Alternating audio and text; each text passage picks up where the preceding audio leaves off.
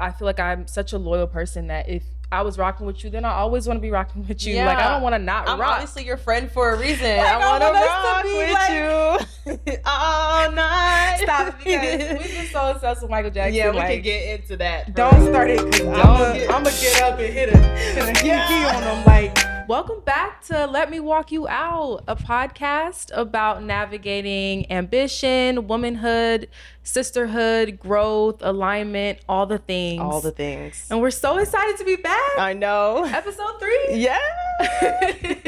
Episode 3. Girl, we're here. It's been a journey. And yeah, we're so excited to be back. And girl, yeah, it's been a week. It's been a week. Yeah. So let's unpack. Let me catch you up. Let me catch you up with what has been going on. Yeah. What's been going on in your life? Okay, so we can talk about highs and lows. So, of course, we'll start with highs. So this week, I had the very fun opportunity to go to the Mandalorian and Grogu movie premiere. That was definitely a high. Yeah. I think it was super cool. Our really good friend since middle school, she hooked me up with some tickets, and Malik and I went. That was like my first ever movie premiere influencer screening kind of vibe. Yeah. And so like I really didn't know what to expect. Where was it? It was at Atlantic Station. Okay. Right there at that Regal. Okay. And it was like really cool because, you know, we get in there and there's this like long line. Like, oh my gosh, I wasn't expecting like this many people to be here. And then I'm seeing people walk up to this other line, and they just like get right in. And I was like, Malik, go see what that's talking about. Go. Yeah. Who need to be in that line for Right. us to get in? I'm looking at the time, like this line is barely moving now. Right. Like, and so he went over there, and turns out we needed to be in that line anyway. And so he was like, come on over I'm here. glad you thought, You like, know, I was like, they getting in check. too quick. Why they just walk around and get in? I need to figure that out. And so we were on the list. We was on the VIP list. So shout out for real, because I wish I would have known that sooner. Yeah. Because then I would have been able to like get in a little bit sooner. But it's all good because, you know, we ain't start on time anyway. You know, it's Atlanta, so it's always something going on. CPT. Yeah.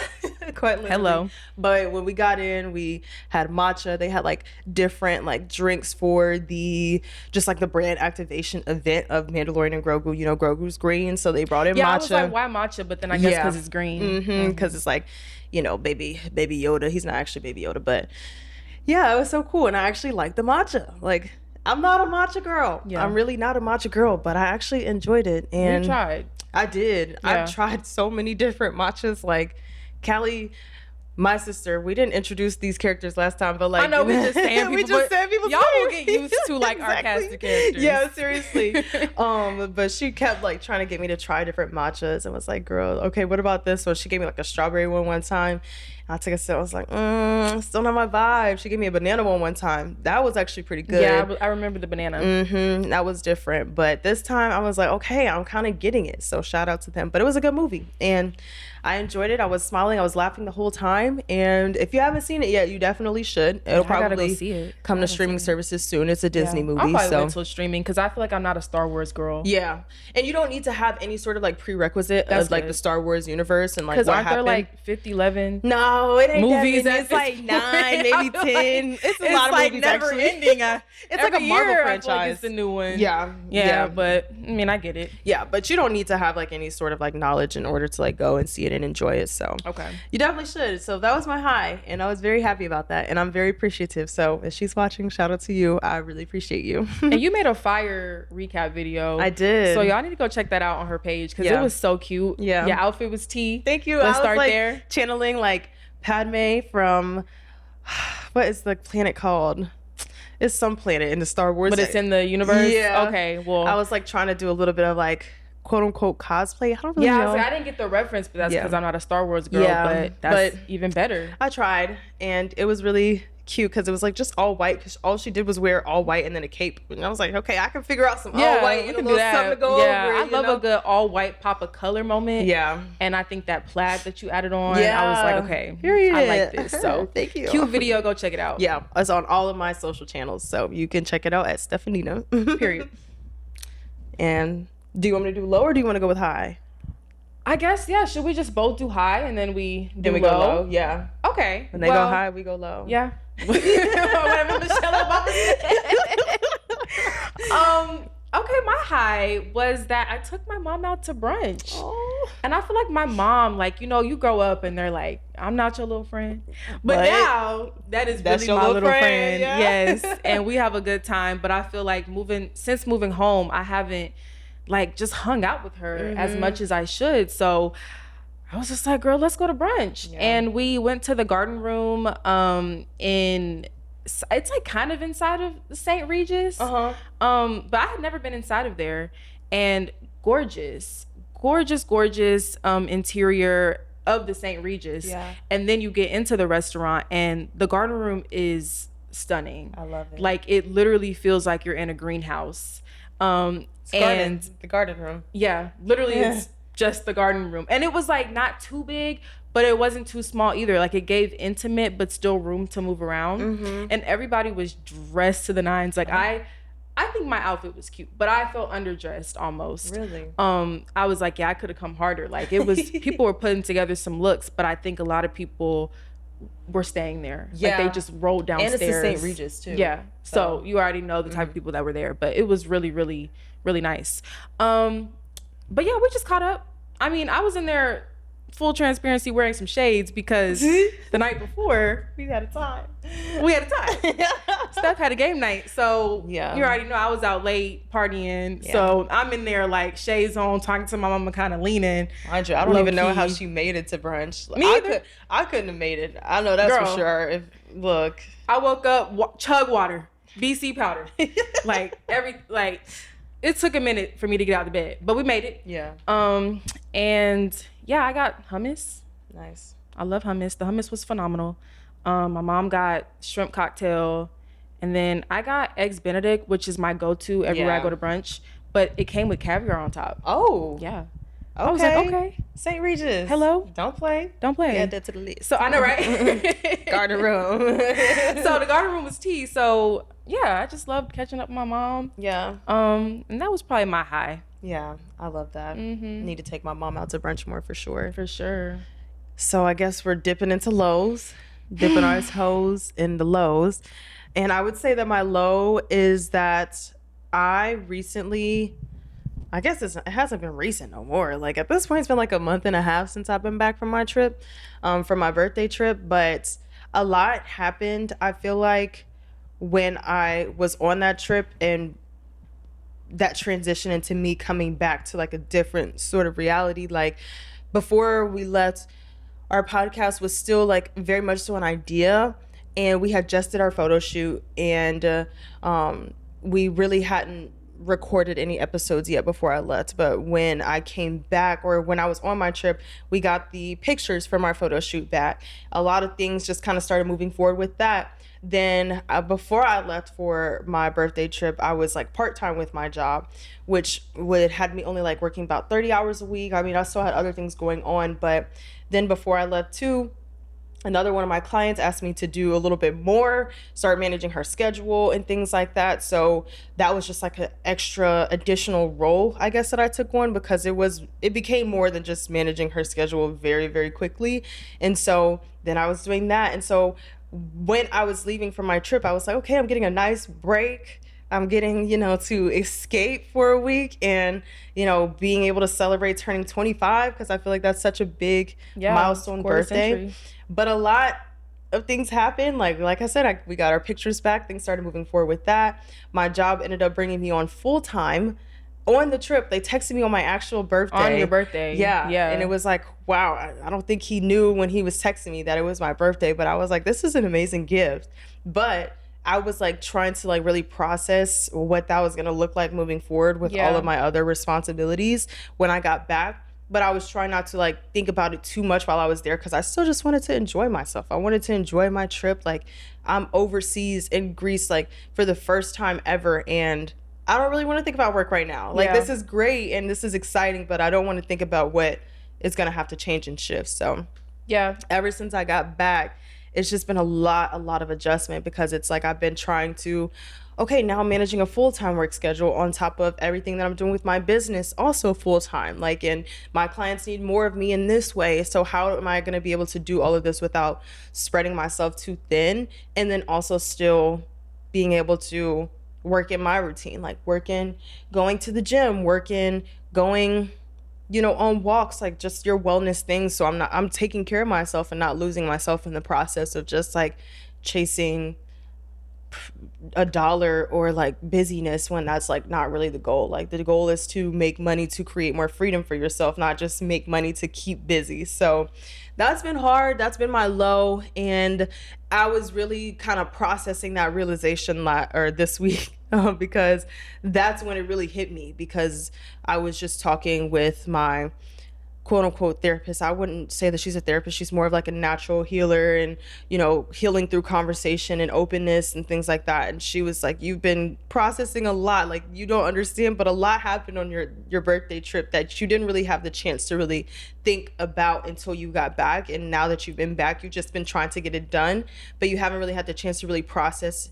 everything that has changed. And that's when it hit me, kind of like a ton of bricks, that I was like, oh, wow, you're so right. And so I think it's just getting back to that routine, or not even back to that routine, because it's different. I have to establish and create a new routine. And so I think that's what the biggest challenge has been, is like finding what that new routine looks like and finding what I can do today, tomorrow, every day that's going to keep my head on straight while still being able to help everyone else at the same time. Yeah. So I feel like you said something that was so important, like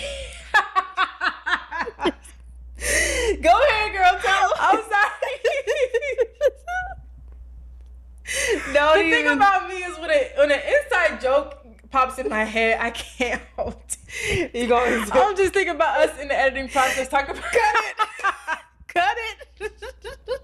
Yo. Y'all. I'm gonna keep it quick. Mm-hmm. But it was it was just basically like that's a low for you. You said two really amazing things, but that it can still be a low if you're trying to process like moving through it. Mm-hmm. And if you don't take the time to like sit in it and give yourself grace and allow yourself to like, okay, the routine isn't the same. Yeah. And you probably felt low about that, but it's because so much opportunity opened up that now we have to like, Yeah. So it was just interesting how you frame that, because I feel like, yeah, it's easy to just speed run through life achieving things. Right. And then you somehow still feel empty. And it's because you didn't take a moment to be like, what just happened? Like, so I'm glad that your quote unquote therapist helped you to process that, because that's important. Yeah, she was very pivotal in that realization. So I appreciate her for bringing that to my attention, because I would have just kept going through it and not taking a step back to really like think about, okay, yeah, so much actually has changed, but there is no going back to routine. It's creating new routine. So what does that look like for you? Yeah. Well, girl, my low is, I feel like you just took us on a journey, and my low is I went to the dentist. It's okay. I went to the dentist. That's a journey in itself. Girl, it was a journey. Like, yeah, people hate the dentist. Yeah, I personally hate the dentist. And it's just, it's just the worst kind of doctor to me. Maybe the gynecologist is above that. No. So I think the gynecologist is even more intimate, especially if you're doing like a pap smear. Yeah, I guess that is really intimate. Yeah, but no, like the dentist is just mad awkward to me. Like, my mouth is pried open and you in there scraping and shit. Like, it just, nothing about it screams, yay, I'm going to the dentist. So yeah, I guess you're right. I don't know. Like, it does hurt.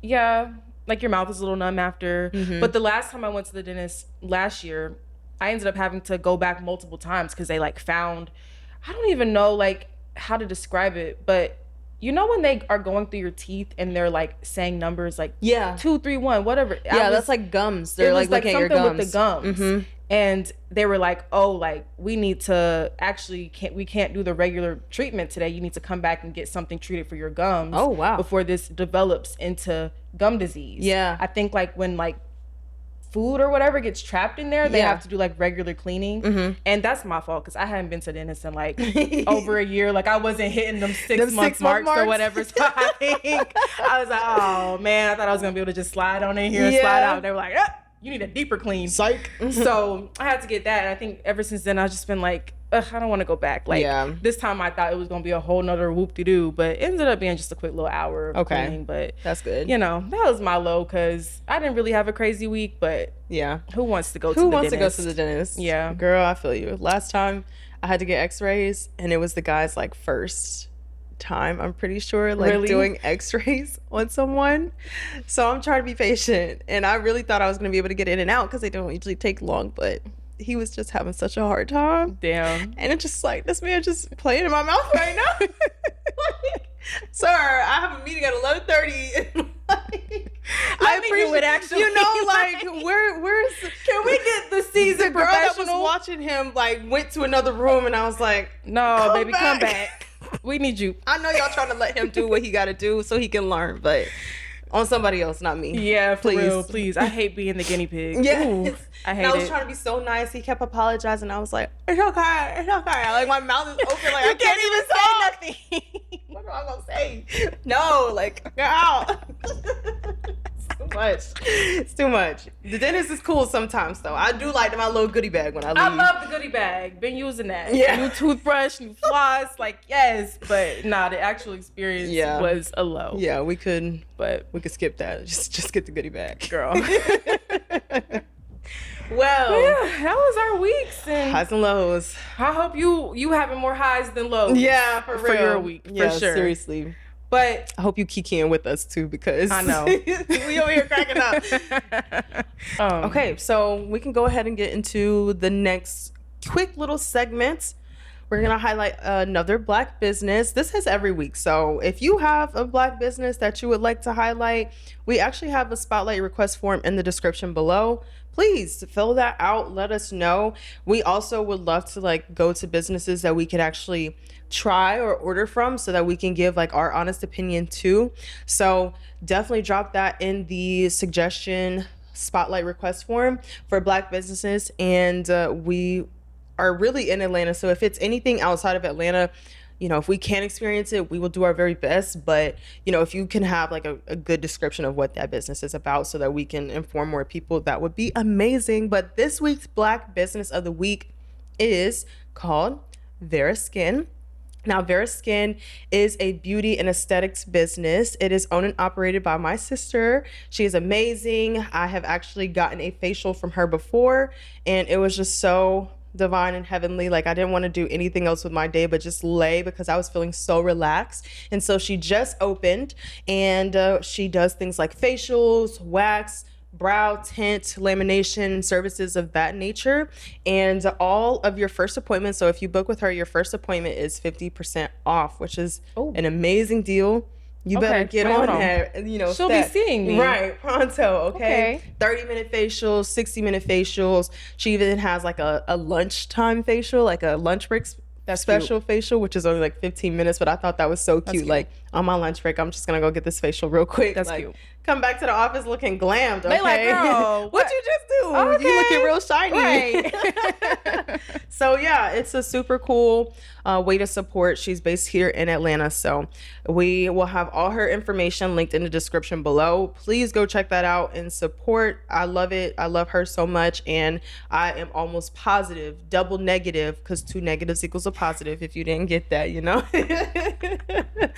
You will love her too. So go ahead and check her out, linked in the description below. And yeah, shout out to Asia. Love you, girl. Shout out to Asia. Girl, you will be seeing me for sure, because I feel like I need to get more into facials. Yeah, me too. I need to get some more. Yeah. I've only had it once. Really? Ever in my life. Same, and it was from her. Wow. So. Well, actually, no. I can't lie. I did have a facial before then, but they did that thing where they like, they your pores on your nose, like they get all the blackheads. Oh. And boy, did that hurt. Oh my gosh. Was it like, were they like pressing into it with that tool? I don't know if there was a tool or they were using their thumbs. It was on vacation one time. My mom was like, oh, let's have a spa day. Now, you know, I'm not going to say no if it's on her. Hello. Yeah, let's have a spa day. Let's do it. Let's do it. So yeah, that was the only facial I had. I do remember feeling very like relaxed and like my skin felt very good after, but I think because we were on vacation too, I didn't really have the proper sunscreen to cover up that facial. So like my face just started peeling, and it was just like a whole ordeal, but it was really nice. Don't get me wrong, it was really nice. But the one that I had with Asia was like really serene. It didn't hurt at all. Like she does like microdermablation and stuff like that too. So you can book that service if you want to, but I just wanted your facial. Get me right, exfoliate, do what you gotta do, put some sunscreen on. I can go about my day and I can put on my sunglasses feeling nice and refreshed. So it really just depends on what you want. Yeah. Period. Well, Asia, you'll be look seeing out us. for me. Yeah. All right, girl, let's move on into our topic this week. I think last week we walked through what's got us here, like 5 things that got us here. Yeah. But we were like, girl, let's talk about the setbacks we've had, actually, because truly. I think that is also very important and very telling also how we got here. Yeah. So there's always got to be balance. You can go one way, you can also go the other. Yeah. And I think there's so much conversation for our age group, at least like early 20s right now, around like having anxiety around what timeline you should be on. You don't know if you're behind, if you're ahead, if you're feeling lost, stuck. Like we talked a little bit in the last episode about post-grad depression and what that looked like for us, but it's very real. And that's a very vulnerable time in your life where you're like, what's really going on? Who am I? What do I want out of this whole thing? And then where do I fit in the grand scheme of like society? So that, of course, brings up a lot of anxiety about what you're currently achieving. And sometimes in life, there's more setbacks than there are like achievements or there's progression. And we just wanted to talk about that because I know personally, I am one that has felt the pressure of not knowing if I'm in the right place at the right time, doing the right thing in every aspect of my life, like career, relationships, friendships, hobbies, like everything, travel, literally everything, like all the categories, everything. Like I just sometimes feel very like unsure, and it's hard to talk about sometimes because it's like, how do I even? When does this come up even? Or do I just call you and be like, girl, like, I feel lost. Like, it's like, how do we even open up the door to talk about that? And sometimes I'll try to like ease it into. I'll be like, Steph, girl, just like, slam it down. Put it on the table. We put it on the table, okay? Because so I think that I kind of wanted to open it up with a question. And I'll ask you, what do you think? I'm nervous. Oh my God, I didn't know it was an interview today. Turned into the role of an interviewer. Okay, I'm ready. What do you think is the difference between, before we really get into like, you know, talking about our setbacks, but what do you think is the difference between a setback and a failure? Ooh, honestly, I don't believe in failure. I don't think that failure actually exists. I think failure is a figment of your imagination because setbacks and failure are synonymous to me. I think a failure is inherently just a setback, and setbacks aren't looked at as harshly as failure is.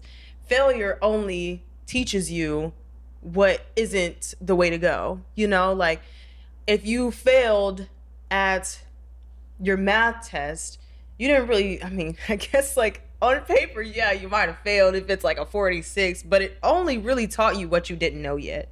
And if you go back and study what you didn't know and retake the test, you'll pass.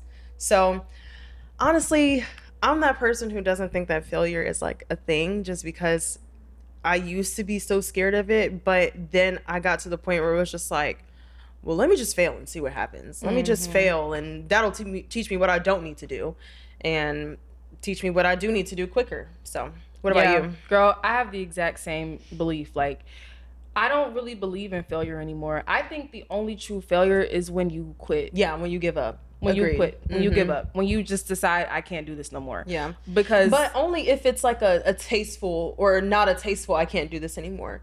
Because like, I feel like people genuinely get to a point where it's like, this really isn't for me, so I need to pivot. And that's not what I'm talking about. And that's not a failure. But the failure to me is if you got up and you tried to, like, let's say, start a business is so lofty, but like, or I don't even know if that's the right word, but it's such a big goal. Yeah. But literally anything, like you tried to make some pancakes and you failed at that one time. Instead of like figuring out what I didn't do right with the pancakes, I'm like, oh, okay, I'm just never making pancakes again. That to me is what the failure is. Because I think the failures teach you so much. Yes. But I'm speaking from, I said I was 24, I think in like the first episode. I'm speaking from being 24. Yeah. I did not get that concept like way back when. And at all. I used to take them, I still kind of take them a little personal, but I used to take it way more personally. But I thought it would be good to define that for ourselves. So then as we go forward and talk about some of our setbacks, we kind of know the difference between what made this a setback and what would have made this more of like a failure if we didn't learn anything from it. Yeah. You know what I mean? Mm-hmm.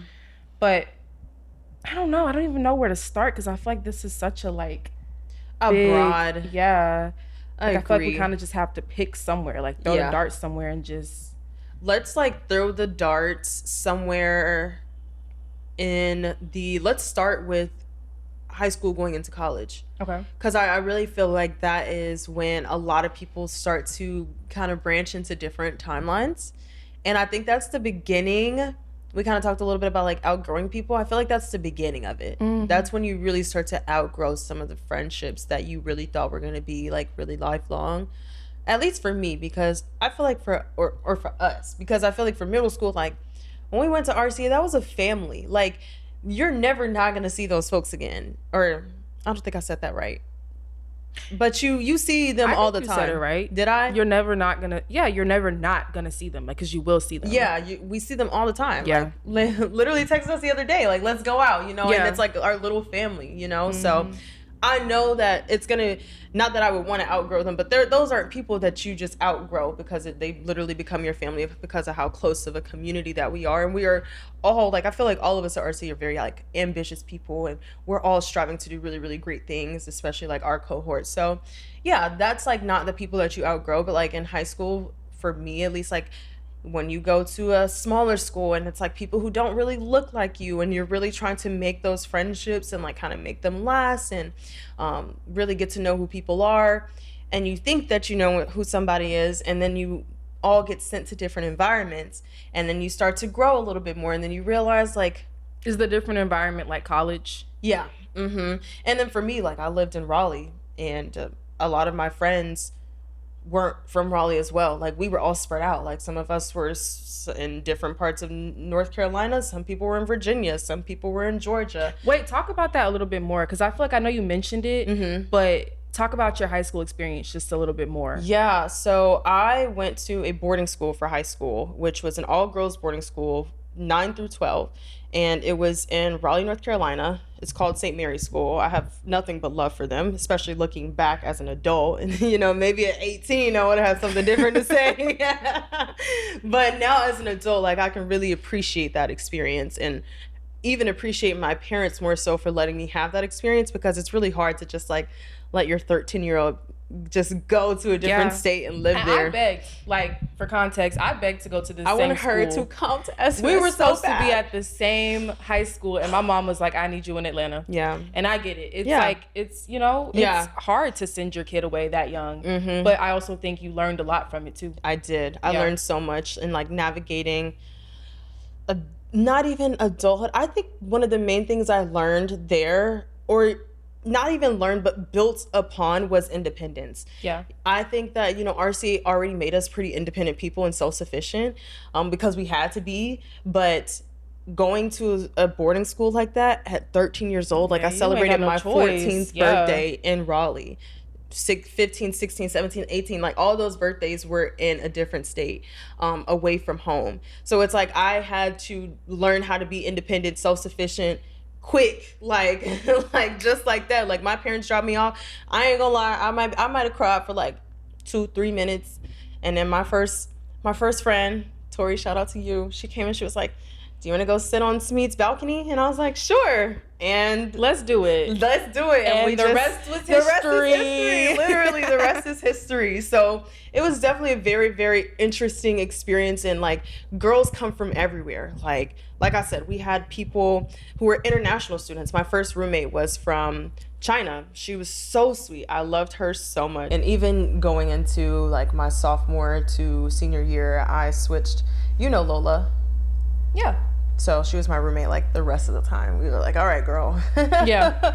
This is it, right? You find them, you find them. Yeah, that's so true. But I think that the overall experience with us just being so spread out and having to really branch out, especially after we had graduated, I think that was much more of a sentimental graduation to me than college was, because it was like really the end of us all being together like that. Everybody was so spread out. I would have to, like, you have to make travel arrangements, and to do that so young, like, nobody's really doing that, you know? So it was hard, being independent at times, having to do so much for myself, to a point where it's like I'm even having to like almost parent myself in a way, because I don't really have my parents there. You know, I'd call them for advice every now and then, but I'm so self-sufficient that like that's something that I struggled with. Even calling them, telling them that I needed help with something was like, I feel like I'm putting stuff on their plate because I'm gone. Like, I'm not somebody you have to worry about. Clearly I'm states away, but of course, you know, they're probably still worried about me. But the last thing I want to do is be like, I have all these issues, and they're like concerned because we're not together, you know? Like, I can't just go and talk to you about what's going on. Like, this, I can get to you this weekend, I can get off work, you know? It's like a whole ordeal. So yeah, it's something that was challenging. It's only it's not for the weak, that's for sure, but you have to be a certain type of person. And I think we know like a lot of different people who have gone to boarding school, but it's not your typical experience, for sure. For sure.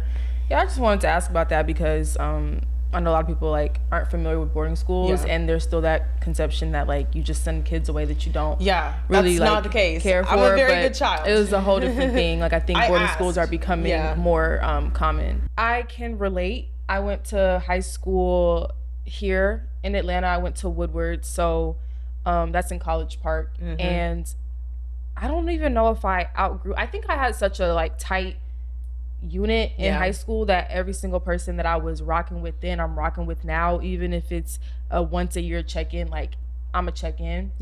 But I can definitely relate to outgrowing people as you go through college and you go through young adulthood. There's also a part of falling out or outgrowing that's more healthy, where it's like you didn't fall out.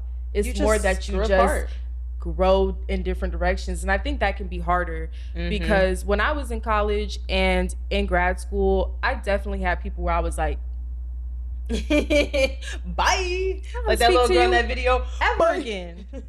Bye. But and I feel like that's easier. It's easier to end on bad terms with people. Like, that can always be you and my story are the villain, like whatever. But it's harder when you outgrow people that you really thought you were gonna be like this with. And I think that can be a setback for sure. Like, those are like interpersonal relationships with people, and it's like, how do you navigate that? Right. Because it's hard. I feel like I'm such a loyal person that if I was rocking with you, then I always want to be rocking with you. Like, I don't want to not I'm rock. Obviously your friend for a reason. I want to rock with you all night. Stop it, because we've been so obsessed with Michael Jackson. Yeah, we can get into that. Don't start it, because I'm gonna get up and hit a hee on them. Like, let's they ain't ready. Let's keep it pushing, right? Because we can really get into that. We gotta keep it P right now.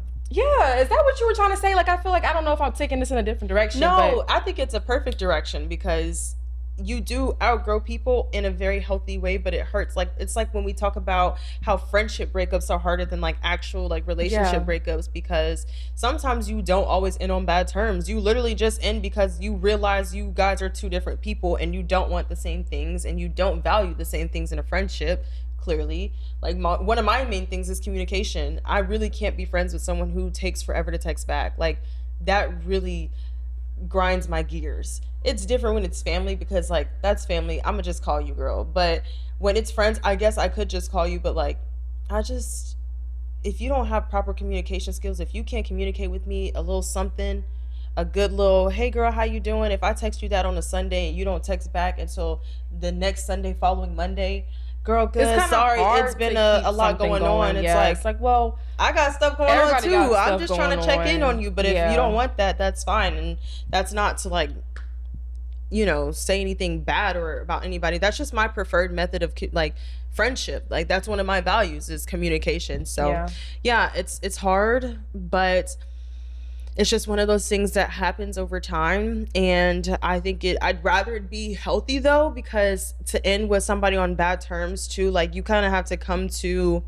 peace with that yourself, because you can't keep that energy, you know, like that energy that carries over from like, oh, I don't like them, like I just don't want to be friends with them, they're a horrible person. Like if you keep carrying around that energy, that's only going to hurt you in the long run. So I'd rather it be like we just didn't work out, like we're just not friends. Like, and then there's been friends who I've like had conversations with about why I'm not friends with them anymore, and it's just like, it's not like, really, yeah, like they've texted me and been like, I don't know why we're not where we're at, you know, where we used to be. And it's just like, honestly, I don't think that you're a bad person. I don't think that, you know, this is what you said to them? Yeah, it was more, I said to them, like, we had great times. Like, we were really good friends when we needed to be friends. And it's not to say that, you know, you're a bad person or anything. I just think that we don't need to be as close as we once were. And I am okay with that, and I need you to be okay with that, because then it'd be pushing my boundaries if we were to, you know, try and be besties again.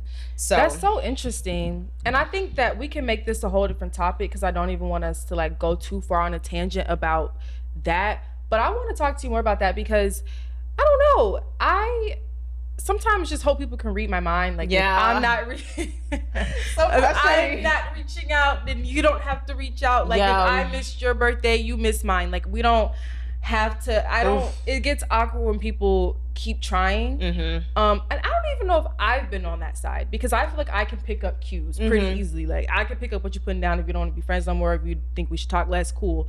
But I think some people just don't know like how to do that and try to force a vibe. But there is a very respectful way to say, like, girl, I think but I've never had to say that. I don't even know what I would say. Like, I guess it's awkward. This was before ChatGPT, by the way. Like, you can't just be like, screenshot, like type a response. Hey, tell me what to say. Keep it concise. Keep it direct. But be kind. A little friendly, you know. Be sensitive. No, like, this was straight off of the dome. Like, yeah, that's wild. Yeah, it's hard. Probably emotional maturity is required. You have to be very emotionally mature for that. I don't know. I think that that's like a good starting point, because friendships are such a major part of like you becoming who you are. You become who you are surrounded by. Yeah, you do. So that's huge. And before we go into like other types of setbacks, because I mentioned like career, personal, like I think we can really get into that. But on the relationship part, has there ever been like a situation where you feel like you were set back in your dating life? Because I feel like for me, I think so. Like, I think that there's also a part where dating for me felt like a setback. Yeah? When I was in school. You should speak to that more. Yeah. Because I don't have too many instances where I feel like I've been set back. I think that we've been set up. Hello. Period. For real. But yeah, no, I don't think that I would have anything like really meaningful to contribute to that conversation. Okay. I'll throw it to you. For me, when I was in college, I feel like dating is supposed to be fun. I think so. Dating is supposed to be fun, especially when you're that young. Like, if it's not working, it's not working, you move on. Yeah. But dating while on Howard University's campus. Oof. Now that's a whole category in itself. Like, there's dating, dating while Black, there's dating, and you know, while adults, and then there's dating on Howard University's campus, where the ratio is always Lord have mercy, the ratio was wild. Anybody who went to Howard, I know you're probably skipping through this part right now because you don't even want to PTSD. Like, I'm not trying to hear that. PTSD. Very real. And the only reason why I'm bringing this up is because I think it segues nicely into other types of setbacks. Yeah. But just confidence. Yeah. Like, knowing you're that girl, but you're also going through experiences with guys who are a little bit like less serious. Mm-hmm. You might be trying to look for something in real meaningful connection. You keep running into guys that, like, I don't know, just are more on games and stuff. Yeah. I think having those experiences in school, and it kind of like trailed even into grad school a little bit, it was like, all right, let's take a step back. What's going on? Yeah. Like, I'm not going to sit here and like air out all my business, but you're picking up what I'm putting down, like the types of guys that you will just run into, and how to not let that affect your personal self-esteem. Yeah. And I think, again, same thing with friendships, same thing with relationships. You are who you are with. Like, you can't be with somebody and spend a lot of time with them and not want to be kind of like them in a way, because their habits rub off on you. how they think influences how you think to a certain extent. So I would say if we have time in another episode, we could get more into that. That's the whole but episode. I wanted to touch on the two different types of relationships because those can be setbacks. Yeah. And now I feel like I'm in a healthier relationship that has set me forward. Yeah. But I didn't realize how much continuing to try to make things work with people that it wasn't working out with was setting me back. Yeah. It's like self-abandonment in a way. Almost. You know? Almost self-sabotage, self-abandonment, and just needing to almost get to know yourself better before you can attract anyone better. Yeah. So. Period. I hear you, girl. And I think that's a good point to transition to the next topic about just self-belief in general and self-doubt. And that I think that goes across all categories in friendships, relationships, careers, like you name it. Like I think self-belief can really help you to transcend a lot of things that you're trying to overcome.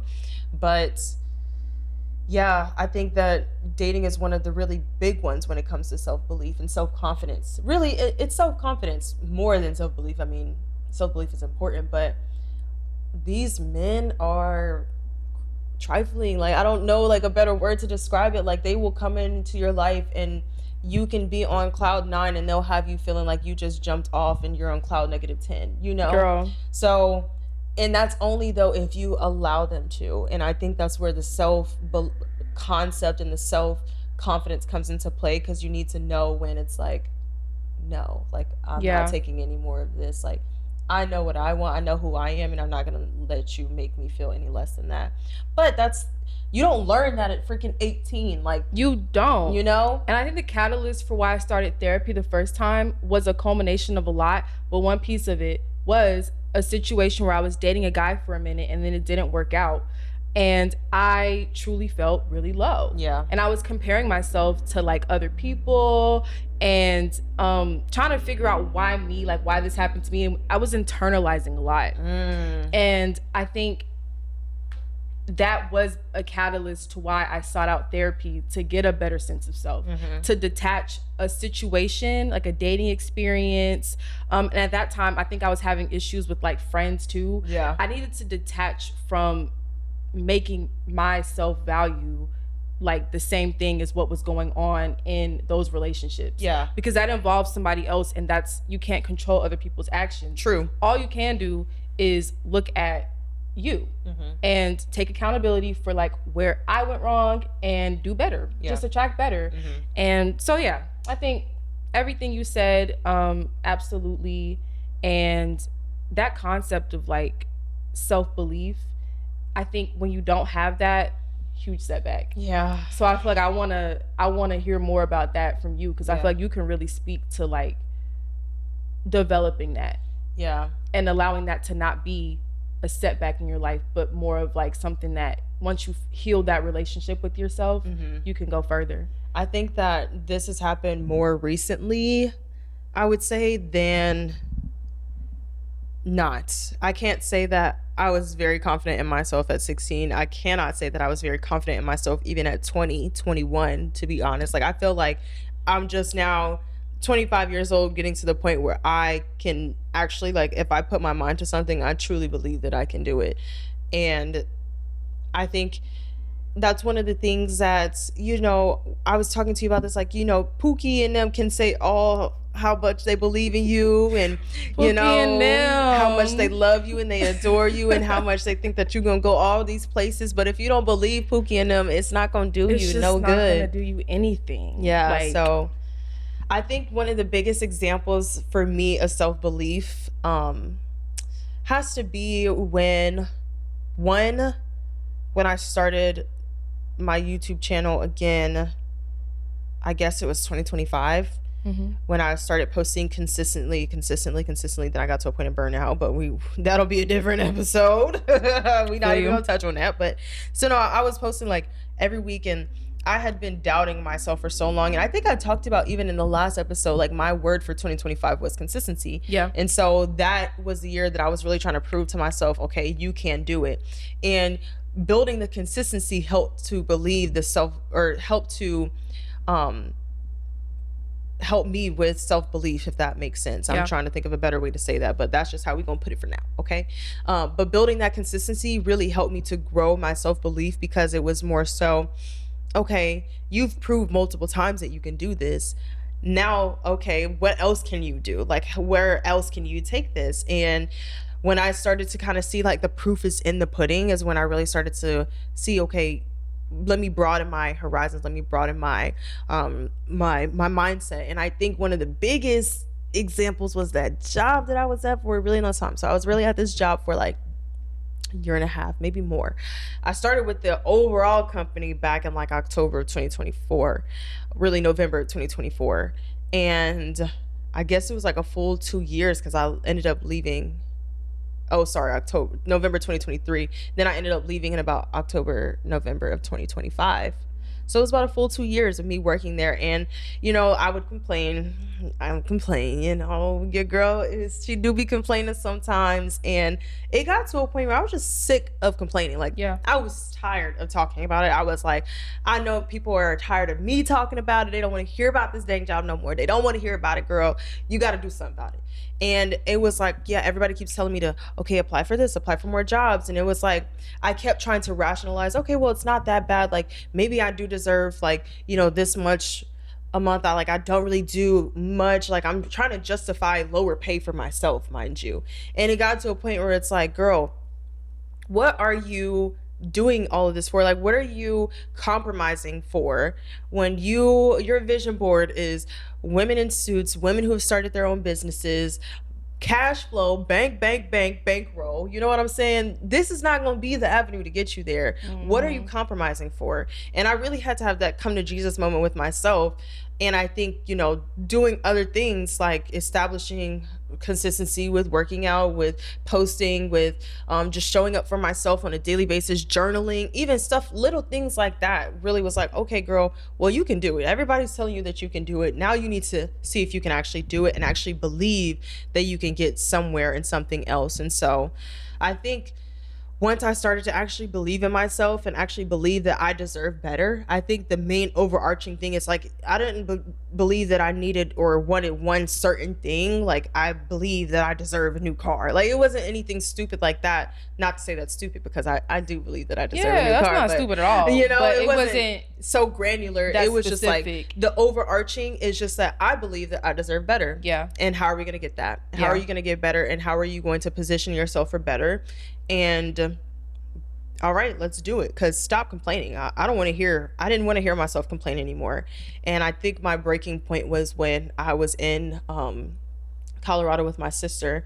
And I was just like, I love talking to her, because she's like, she can get where I'm coming from on a much deeper level, being so much older than me, because my sister and I have like a 20-year age gap. So she can speak from like having gone through it, having been through it before, but is now on the other side. And so when I am like voicing my frustrations, like I started talking about the job, she was like, girl, I'm tired of you talking about that job. Like, you're only there because at this point you don't believe you can get anywhere else. And if you keep, moving that way, you're not really going to get very far. And it was just like, and he was like, yeah, you had to sit with that. I literally like shut up after that. You had to just sit I think it. I literally sat back in the chair and was like, all right, let me shut my little, self up. Like, but it's people who are real with you like that that you need. You need that. You need that, because there's certain people that would have let you complain until the day you die, and they would have been like, "Oh yeah, girl, that sounds hard. I hate my job too." And it's the people who believe in you, that always are gonna tell you and keep it how it is. Keep it 100. Because you can have your little friend that's like, "Yeah, girl, you need to quit that job," or, "Yeah, girl, I hate to hear that. I'm sorry. We all going through it," and just like co-signing you, and not the person that's like, "No, girl, you deserve better. So what are we gonna do about it? What are you gonna do?" Yeah. She was always like, "Are you getting that resume together? Well, you need me to look at something?" And I'm always like, "Dang, okay, all right, I get it. Let me get on my Zoom." But nah, she kept it real, and I needed that, because after that trip is when I decided like, I do deserve better. And I literally came back from that trip. I made my plan. I had 2 different plans. I was like, okay, I could quit tomorrow, or I could save up some money and quit in a month. And so I was like, okay, let's be smart about it. Like, you gotta know your risk tolerance, because some people would have just been like, bye. But then there's another way to do it. Yeah, especially because I'd been working with it for so long. Like, quitting tomorrow was just like, rude and not an option for me. I don't like to leave places on bad terms ever. I feel you. But yeah, so self-belief it's huge, and it's not self-belief in a specific area, but yeah, it can be like, I believe I can get into the gym. Yeah, that's in one specific area, but it needs to be like, you just need to believe in yourself that you can do whatever you put your mind to. Yeah. And once you start, gaining the confidence, or should I say the data to back up that belief, then you'll have the confidence to actually pursue it. So. Yeah. Girl, yeah. Amen. Hey. Amen. Mic drop.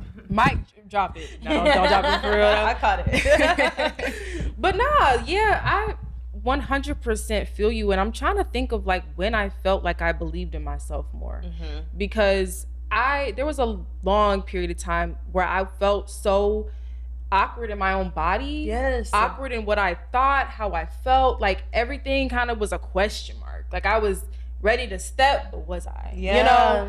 And that might just be because of who I am. Like, I know I'm a more reserved observer type of a person. So a lot of how I navigate the world is just watching. Yeah. I'm not the loudest. I'm not the center, but I'm going to still do something. But now I kind of make it more intentional. There was a point where I really was just trying to like be in the back and hide. Mm-hmm. And I used to think I'm just a shy person. But when I like deconstructed that, I was like, am I shy or am I just scared? Yeah. Am I scared of perception? Mm-hmm. Am I scared of judgment? Am I scared of actually trying? Because then if I know I'm trying and I fail, now I tried and my heart was in it. Versus if I never tried at all, well, I didn't get it because I didn't try. Yeah. Like I really sat in that for a minute. It changed for me in college. Yeah. That's when it changed because I started to clock that mindset when I was just not doing a lot on campus. Like I would see things I wanted to do and be like, that seems cool. Like, but then I wouldn't do it because that meant putting myself out there. And then that meant people are seeing me try. Yeah. That meant, I'm invested in this now. And so now I feel like if it doesn't go well, I'm going to be very, very hurt. And I'm going to do that thing again where I internalize failure because I'm like, that means I'm not good enough. And I had to just work through all of that. And I remember, like you said, there was a year for you where you were like, this is the year of consistency. Yeah. For me, it was coming out of 2022. We don't even speak about 2022. For me, 2022 was a horrible year. I was at so many lows. And it's because COVID happened. Yeah, that was getting back to like real COVID life. happened like 2020. So we were at home March 2020. And then Howard didn't go back into session for 2021. Yeah, they did. Like I was on Zoom for sophomore year. So then I went back. The whole year, mind you. The whole year was depressing. Yeah. So we got back to campus as juniors, and the way Howard is set up, like when you are a freshman, they have 4 dorms, 2 girls, 2 boys, but everyone is guaranteed housing. When you're a sophomore, I think you're pretty much guaranteed. Junior and senior, it gets a little dicey. It's like if we got it, we got it. If we don't, you got to sign a lease. And there's just such a shortage of housing at Howard, so most times you're gonna have a lease. Yeah. Now I got a lease.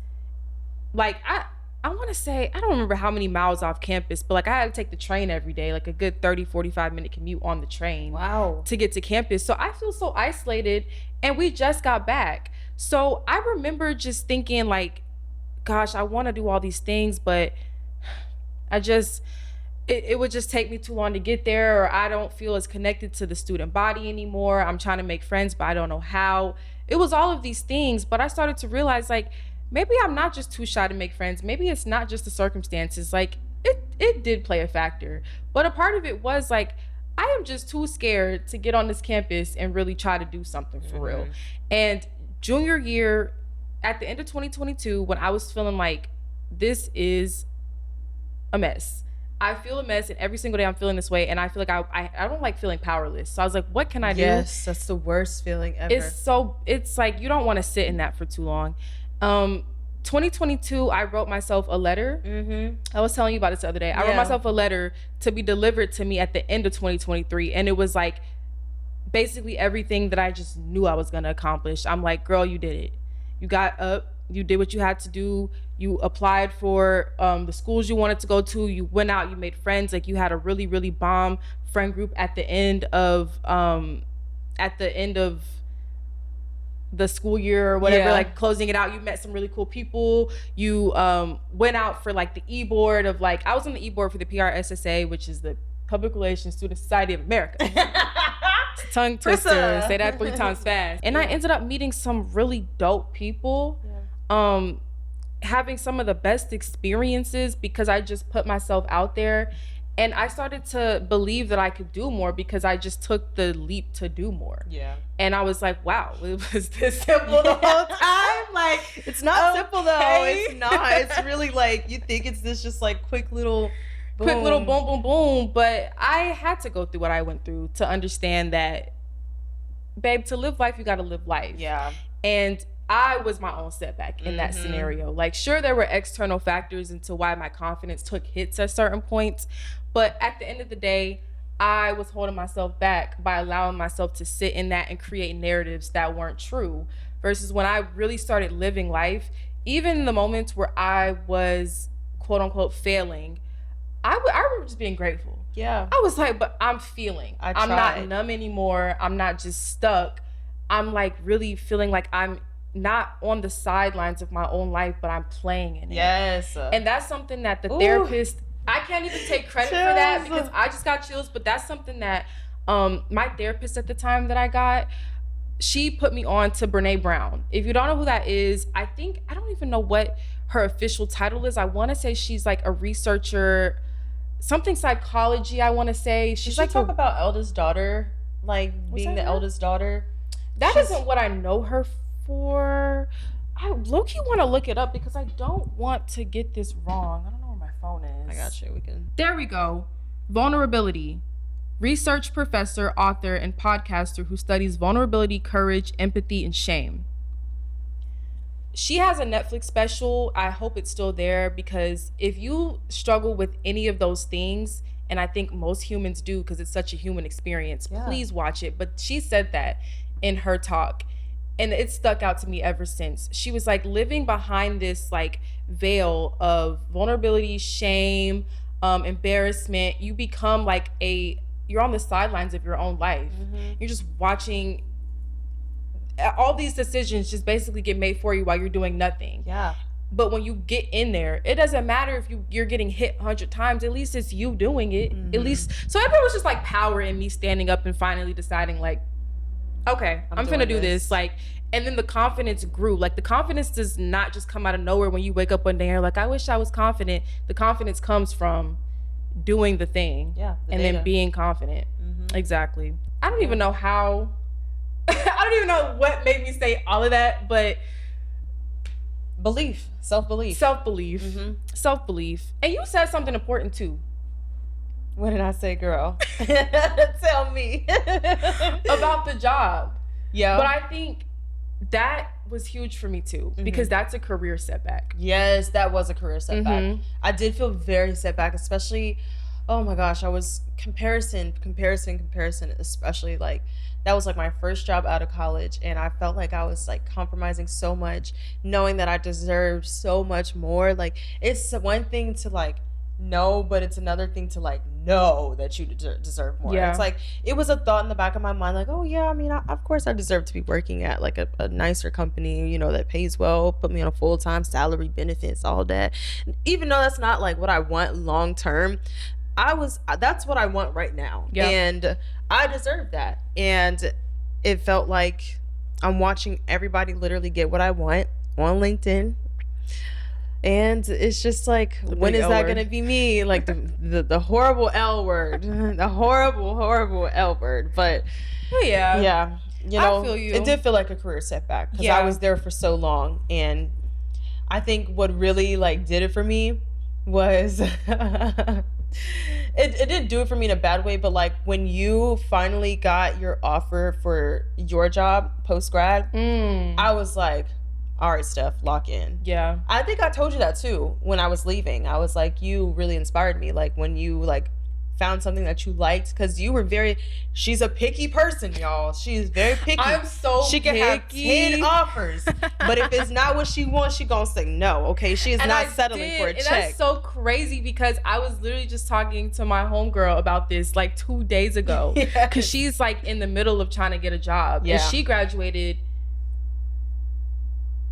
December, last December. Oh, yeah. So recently. She's like fresh out, and she's like exactly how I was at that time. Like now it's been maybe like 5 months or so, and this is around when I was getting antsy too, because you're expecting 2 to 3 months. Yes. But it keeps going, and she's like, I don't know, like I need a strategy. What was your process? And I was telling her, like, girl, don't be afraid to say no to something, especially because she's like me, where we moved home. So like I'm at home with my parents, and I have the luxury of being able to say like, nah, I don't need this. If I lived on my own and was still paying my own rent, that'd be different. Maybe I would have took a job at McDonald's. Yeah. Like the bills got to get paid. Would have been on DoorDash. Beep beep. Hello. If something had to shake. Yeah. But because I had a little bit more time, I was just like, why is there so much pressure? Like I get it, but also, yeah, I was not afraid to say no.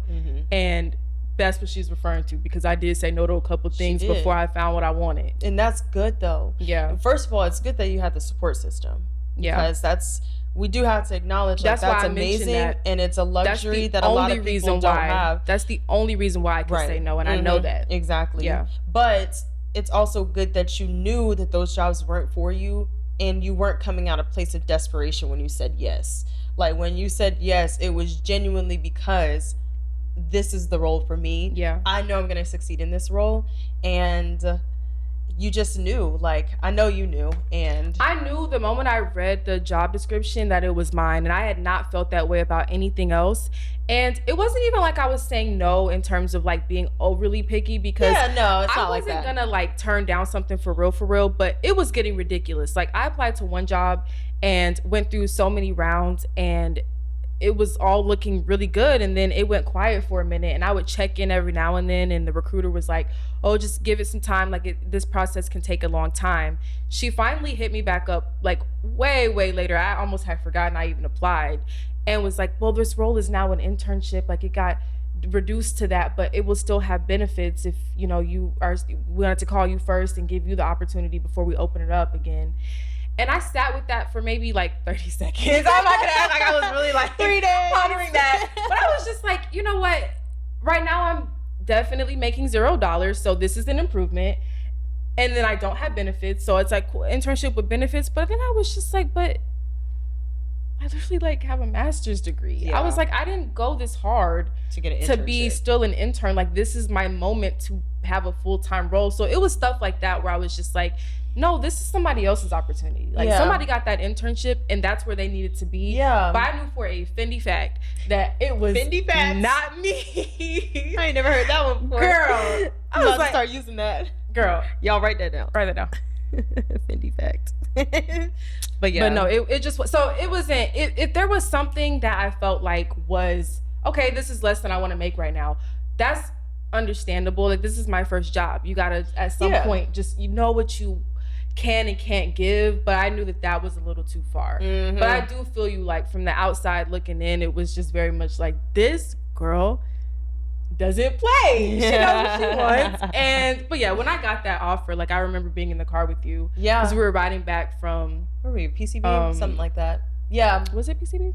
Yeah, I think it was so. It was the beach. It was the beach in Florida. One of the Florida beaches, yeah. And I got that phone call. I think I cried in your car. Yeah, girl. I was like tearing up too. Like I was so happy. Like I was like, oh my God, is this the place? Is this happening right now? Like I was so happy, but not to derail you. But yeah, I feel you. And I'm really happy that that was able to like inspire you in a way. Yeah, it did. Absolutely, girl. Yeah, it made me be even more picky about what I allow into my life, because I think that's one thing that you do really well that inspires me. It's just like you don't let anything pass through the Kyndall done barrier. Like, if it's gonna come into your life, it's gonna be intentional. It's gonna be meaningful. It's gonna teach you something. Here, yeah, and I love the strict program that you run, and it makes me want to run a strict program down to like, the jobs that I have, the people that I work with, and like those relationships that I build, they need to be meaningful and they need to be intentional. And I think now I'm in a much better space where it is meaningful and intentional. It's going somewhere. I think the last one didn't feel like it was going anywhere, and that was the most frustrating thing, because I'm a person who needs to be growing, and not in a toxic way where I constantly need to be doing something, but I need to be working towards something, especially in my career. Even if I know this might not be the next 15 years of my life, it might be the next 5, and I need to build towards something in that 5. I can't just be like, oh, just working this job just for a paycheck just because I'm working on something else on the side. Like, every part of my area, my life needs to be growing. To kind of, it's like a plant. It's literally like this plant. Like, every single one is growing. Some might be growing more than others, but every single facet is growing. You know, all towards like the larger picture of what I guess your whole life, you want your life to look like. Like, what are your pillars? What matters to you? Exactly. Yeah. Exactly. But you know what I want to touch on? And this is kind of like the last thing, because I think that we've done a good job at kind of talking about the different setbacks. But just setbacks where you actually really did want something. Like, I think we've talked about stuff that we kind of low-key knew wasn't aligned, but we know, or like we knew that we shouldn't be thinking this way. But like times where like you actually really did want something. And won't. Because what I said, like, Georgia girl, she won't that. That was really funny. Yeah, I just remember I'm from the South sometimes. I'm like, I'm a Southern girl. She is.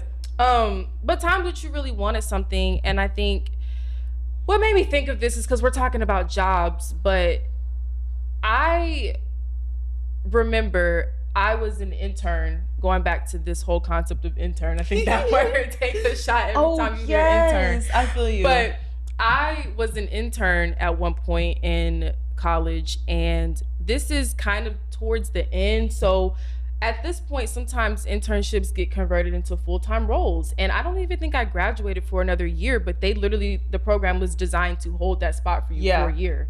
And you would come out of college job. Yeah. Was like the ideal scenario. What I want. Like, I've heard everybody talk about this job market, and I don't want any parts of it. Literally. And so I, for the entire summer, felt like I was putting my best foot forward. And there was maybe a cohort of 4 or 5 of us that also were like the same role, just different verticals. But there's only one spot. Yeah, I think we all knew that. There was only one spot, and it was like 4 or 5 of us. But I'm thinking, like, I'm killing it. I'm doing what I have to do. I don't even think I was viewing it as a competitive thing, because those people were really cool, and I have no idea what they're working on, and they don't know what I'm working on. So there was nothing to really compare. But I just kind of knew what I was doing, and I was like, this is, like I thought I was setting myself up really, really well. Yeah. And then it was a couple of weeks after the internship ended, they set up a call to just kind of talk about your experience and to let you know if you got the offer or not. And I didn't. And I remember wanting to cry on the call, because that day I just, when you just wake up, you open the windows, you like, let's like put some good juju in here.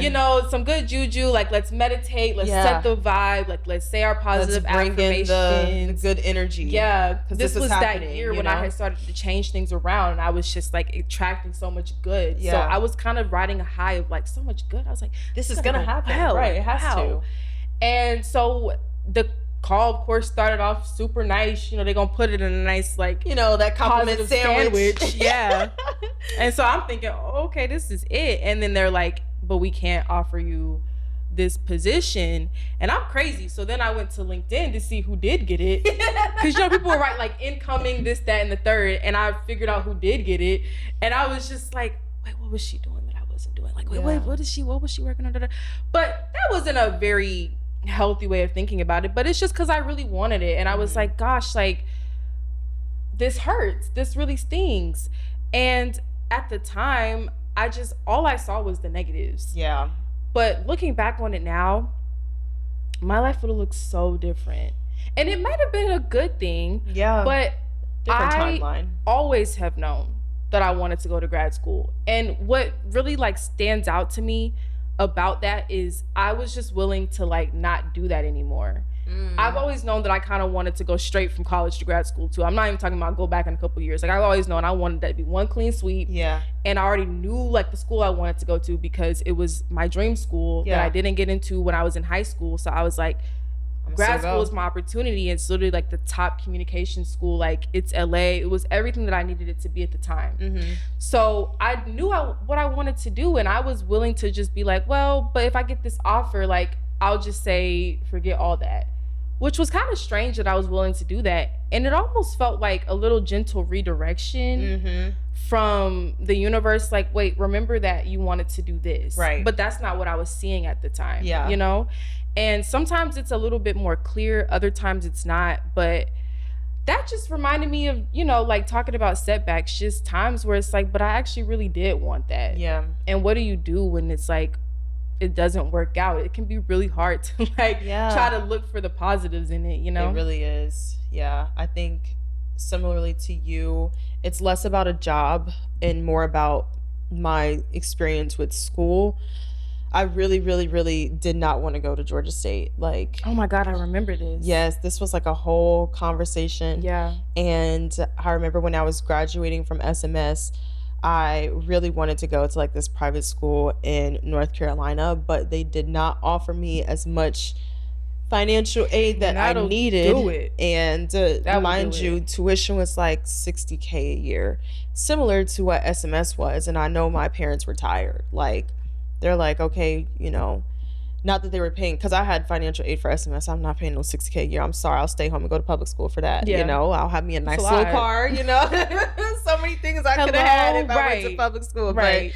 But I knew that it would be a stretch, but that's really what I wanted to do. And a lot of my friends were going to that school, and I wanted to go too. I loved it. I loved the campus. I loved the field. But I had that conversation with my mom, and she was like, basically, you're crazy if you think that I'm paying for you to go there. You got into... I remember this too, bro, because I just felt bad. Yeah, I was so like hurt. Like, I was just so like... And I tried to make the best of it, you know, like, okay, cool, college decision day, put on my little Georgia State t-shirt. And I kept like hoping and on a prayer or a miracle to come through that was like, oh, actually, we opened up, you know, financial funds for you to be able to come. But that just never happened. And so like I ended up going to Georgia State. Like I said, I tried to make the best of it.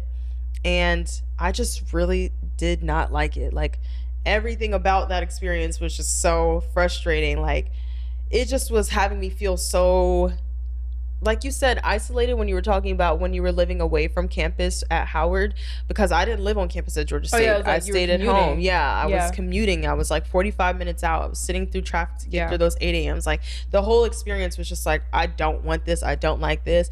And I was really trying to make the best of it because, like, it was cheap. Like, it was a college education for like $1,000. Like, I was trying to really get to it, you know, like, just put the education first. Like, you get an education, you get a good education. And I went to business school. So, you know, J. Mac Robinson is a good business school. You know, we're connected to all these different businesses in the city. So I was really doing my best, but I got to a point where I think COVID for me was a blessing in disguise, because it was getting to a point where in order for me to go to school, I had to have Ryan, my little sister, wake me up and take her to school. So that way I would already be up and out and then go to school. Like, I was really like, I would not go. Like, I would email the professor and be like, I'm sick, how can I catch up? Like, I just did not want to go to campus. It just was not the right environment. It wasn't for me. Like, I would spend hours in the library by myself on campus. Like, it just was, and I'm a social person, so you know that's not like me at all. Like, and yeah, I got ahead and I was definitely about my books, you know, like, I was definitely not the person to play with when it came to academics, but I need to have a release too. Like, I need to have fun too. And the people that I was like clicking with first semester actually didn't click at all. You know, it wasn't the actual click that I was looking for. So yeah, I ended up transferring, and that's when I ended up going to West Georgia. But COVID happened at the end of my spring semester of freshman year. And so it, for me, was like the greatest relief, because it meant that I didn't have to go to campus anymore and I could just finish out the school year online. And that felt really good. And then I had gotten to West around the same time that happened. And so then I realized, okay, well, I'm probably going to be starting that semester online. But it was fine because I ended up going to campus. I think my first semester of West, I was on campus. It was super weird. It was super COVID guidelines and stuff. So I moved off campus. But that whole experience was so much better of commuting there than it was commuting to Georgia State.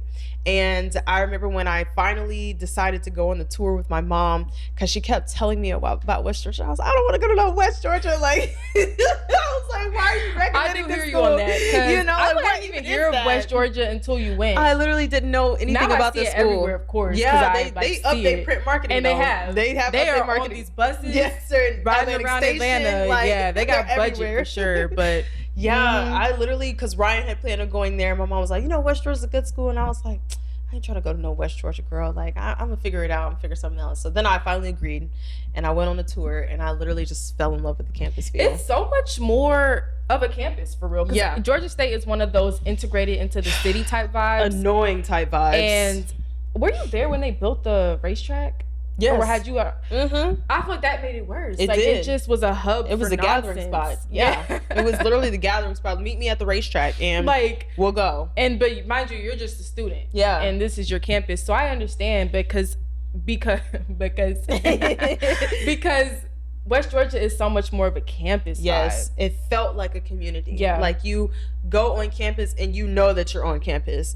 And you can tell who works here, who goes to school here, who lives in the area. Like, you can differentiate between people. And that was my biggest thing. Like, on campus at Georgia State, I'd be walking to class and somebody taking a smoke break with a cigarette from their 9 to 5. You know, and it's like, just like, okay. And it gives depressing. You know, I'm like, is this what I'm working towards right now? Like, I don't really want that.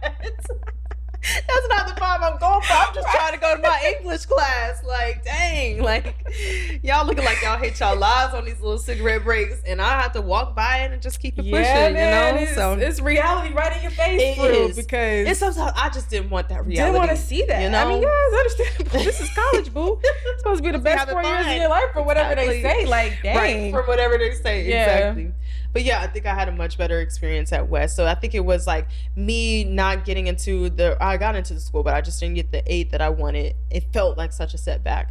It felt like I was like a failure. It felt like I wasn't, living up to my potential. It was all these things that I was feeling so like frustrated about. But it really set me up for West at the end of the day, which was like 3 years later. But I think I had the best experience at West. Like, I had an even better experience there than I think I would have had at the original college that I wanted to go to. I met so many great people at West. I mean, I met Malik there. It's like so many things happen. It's like a butterfly effect. Yeah, almost. Literally. There's so many things that wouldn't even be in your life today. Literally. We wouldn't even be here. We wouldn't even today be right here if you hadn't gone, which is insane. Right. But I'm so glad that you did it. Yeah, same. And you took that leap, because I remember us having conversations about state for you. And it's crazy because I know a lot of people that went to state, and for some of them they loved it.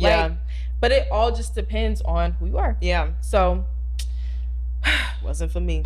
I feel you. Shout out to the people who it's even hard to envision you there, like now that you aren't there. Yeah. Just because I think of college for you, I only think of West because of everything that happened while you were there. Right. I don't even remember that part where you were at I state. was there for 4 years, but I really wasn't, because of how much that I did in the short amount of time that I was there. Yeah, and you really had like a foundation there versus like state, Which is like, tells you like I should have been at West all along. Yeah. I should have just listened to my mama. And the moral of the story is listen to your mama, because the mamas be knowing. Right. The mamas be knowing. Shout out to Neens. For real. Oh my gosh. Well, I guess we can go ahead and start talking about what we want you to walk out with. Yeah. Because, we can sit here and ramble all day long. We sure could. But we don't want to depress you with all of our setbacks. I know, because it's been a lot of setbacks, but I think... And it's important to paint that picture too, because like we said, like last episode, it was like a lot of good things. It was a lot of great things. I think the first 2 episodes was just straight riding each other. I'm like, dang, these girls ain't never had a bad day. No. I am so glad that we talked about this, because I really think the biggest lessons I've learned in my life have been from the setback. Yeah. And I think that's the walkout. Like, that's the takeaway. Yeah. It's not about this, again, quote unquote failure. It's not about the setback, but it's like, what do you do with that? What do you learn from that? Because a lot of times the setback is teaching you something that just straight winning and success won't. Yeah. Like, of course life is good when you always winning. And of course it looks like everyone's always winning, because that's what people show you, but you don't see what's going on in the back, where it's like, oh, this girl got knocked down 20 times, but she got up on that 21st and said, I'm gonna keep going. 21. And that's I had to. This girl. but that's all that I can just hope to continue to, because I feel like it's hard. Like, there's different challenges in life. Yeah. Like, we spoke a lot about our challenges in college. There's gonna be challenges now that we are adults, finally out of, like, we're like really set in our what would you call that? Like, our careers, like our early careers. Like, we're both now here. Mm-hmm. There's gonna be plenty of setbacks. Yeah. And it's like, you have to just keep that mentality of like, all right, don't let that get to you to a point where you're not just, again, taking in the data. We love that, taking in the data. Yeah, taking the data. And analyze. Analyze and move forward. Yeah, I agree. A setback is literally a setup, and that setup is preparing you for the next step. So analyze as much as you can. And I think when it comes to setbacks, just give it time is the biggest thing. Is if you were like trying to move immediately after a setback, like, that's not the time to. Like, I feel like the lesson comes a little bit once you're removed from the situation and process it, you know, really feel your feelings when it comes to setbacks. Like, I just remember feeling so frustrated and feeling so angry and feeling so upset. And now being on the other side, I'm glad that I felt that, because now I know the difference in feelings. Because, like, if you were winning all the time, you wouldn't know what it feels like to actually win. Exactly. You know? Because if you lose, you don't appreciate moments where, like, you were actually up. Right. You don't learn anything from constantly winning. Mm-hmm. So, yeah, that's what I feel like I'm walking out of here with. Yeah, that's a Fendi fact. Okay. Going into my week. Remember that. Keep your head high. Yes. And don't take setbacks too personally, but know that it's normal. Yeah, it is. And if I don't experience a setback, like, I think I've already said this before, if I don't feel like I'm experiencing any type of discomfort, that's a sign to me. Like, if I'm not, again, quote unquote, failing, I'm tired of doing that. But I don't want to say failing as though, like, that's like fact. Right. You get me. Mm-hmm. But if I'm not failing at anything, like, am I even trying? Yeah. You know? So that's a whole different topic for real. But yeah. Well, we can go ahead and wrap it up here. We can. Because we've been talking to y'all for a really long time. So I'm going to let you go. Give your ears a rest. Now, you know what to do. Please be sure to, if you're watching our beautiful faces on YouTube, we put a lot of time and work into making sure that we look so good for you today and that our environment is exactly what it needs to be to deliver this amazing visual experience. So go ahead and hit that red button. Click right there and then hit that bell. Ding! That's gonna show you post notifications. Okay, girl, we got sound effects. Because y'all need to know. Okay. Right? If you're on Spotify, Apple Podcasts, make sure to hit that follow button and leave us a review. We are 5-star girlies. So if it's anything less than 5 stars, DM us, okay? Hello. DM us. It don't need to be out on the public internet, you know, like just text me. Girl, text me, call me, let me know what you need. But we would love to have y'all engage with us a little bit more. And also leave in the description below, I want to let you know that there are the Black Business Spotlight request form and let me help you out Q&A. So if you have any topic suggestions or anything that you feel like you need help with or advice on and you want to come to us about it, we'd be honored, you know, let us know. So we're here always. And also, you can also share anything that you feel like has set you back and what you've learned from it, because I really want to get to know y'all. Yeah, same. So leave it in the comments. And, you know, let's talk always about it. Feel free to leave it in the comments. We can generate some good conversation down there. Sure. And then the conversation can continue. Like, we can make like little TikToks about it or something like that. For real. So like respond. Like, just let us know really like what you want from us. And we're happy. Like, we're your girls like all summer long. So yeah. But period. Yeah. All right. Gosh, well, and there's episode 3. That's it's insane. a wrap. We'll see y'all next time. Bye. Love you.